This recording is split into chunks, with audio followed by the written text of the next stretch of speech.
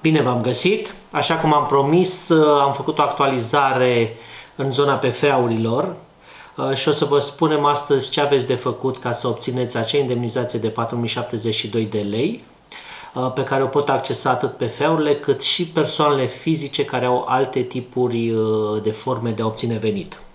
După cum am spus în linii mari și în videoul precedent, în această categorie intră odată PF-urile, întreprinderile individuale, profesiile liberale.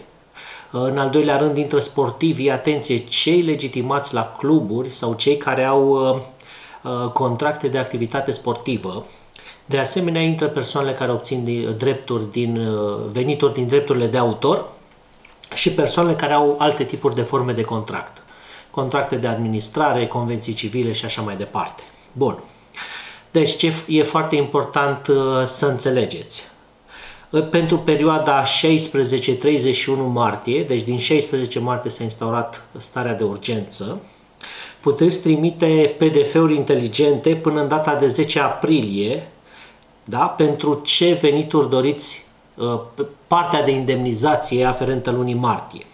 Atenție, acei 4072 de lei conțin toate impozitele și taxele. Fiecare plătește din ce știm în momentul de față, în funcție de ce plătesc ei ca și impozite și taxe de obicei. Dacă cumva se schimbă asta, o să actualizăm.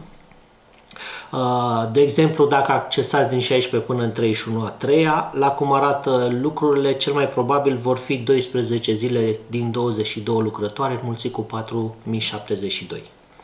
O să revenim dacă apar alte modalități de calcul. Bun. Procedura de lucru este destul de simplă. Destul de simplă înseamnă că eu am testat astăzi ce înseamnă să fac toată formularistica de la A la Z pentru un PFA și mi-a luat în jur de 10 minute maxim. Da? Deci ce aveți de făcut? Există un PDF inteligent, colegul meu se va ocupa și vă va trimite un link la video cu articolul din Contana în care veți putea inclusiv downloada acest link pentru PFA-uri, acest PDF inteligent, și în el completați automat o cerere, completați o declarație pe proprie răspundere. Atenție, în declarația pe propria răspundere scrie că activitatea a fost întreruptă începând cu data de. Deci scrie întreruptă, da? Bun, mai atașați acolo o copie după buletin și o copie după un extras bancar. La final, nu trebuie să aveți semnătură electronică sau orice altceva. Pur și simplu faceți poze sau listați și scanați acea cerere tip. Ideea este că trebuie un formular din cerere tip și un formular de declarație pe proprie răspundere semnată de către voi. În același PDF inteligent se încarcă toate cele patru. Cererea tip semnată de voi, declarația, copia după buletin, extrasul bancar. Da?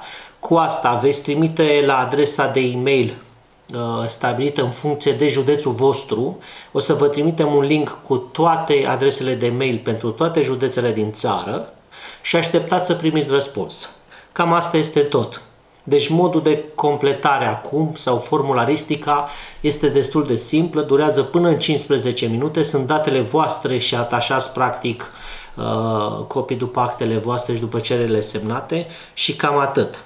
Bine, cam astea sunt. Clienții noștri vor fi ajutați de către colegi. Dacă cumva nu sunteți clienții noștri, urmăriți articolul, intrați la noi pe site, vedeți un pic link-ul și descărcați PDF-ul inteligent ca să fiți siguri că trimiteți informația care trebuie. Cam atât deocamdată, vă urez spor la treabă!